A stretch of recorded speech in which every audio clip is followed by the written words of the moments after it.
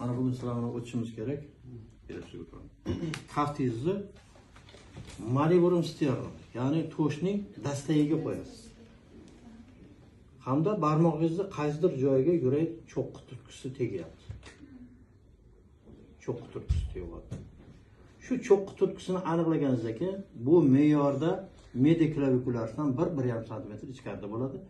5-qovurg'a orasida qo'lingizni qo'ydingiz. 4 ta kattaligini topasiz.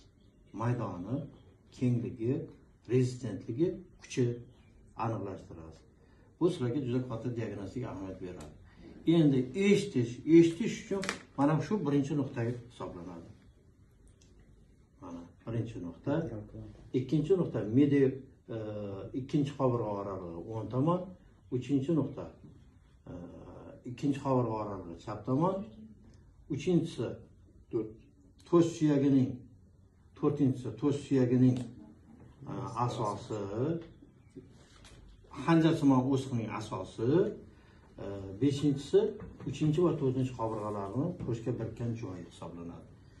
Yana ikkita shaklda.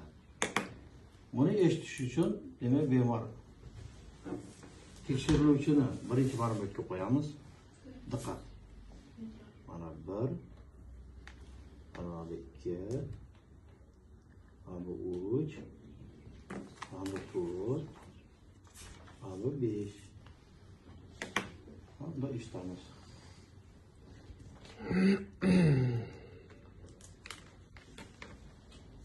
Klapandan demak birinchi ton cho'qqida yaxshi eshitiladi. Yuqori terasman bir vaqtda bo'ladi pulsatsiyasi.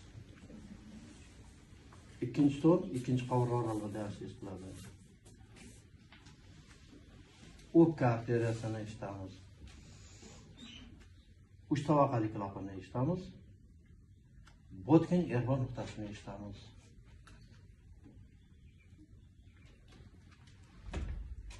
Maxsus eshitish usullari. Serotonin kukavera usulida qo'lingizni boshingizni ko'tarasiz, oldinga engashasiz. Mana shu usulda aortani eshitib ko'rishingiz mumkin. Aortal klapan shu holatda yaxshi eshitiladi. Mitral klapani chap yonboshga yotqizib qo'yib eshitiladi.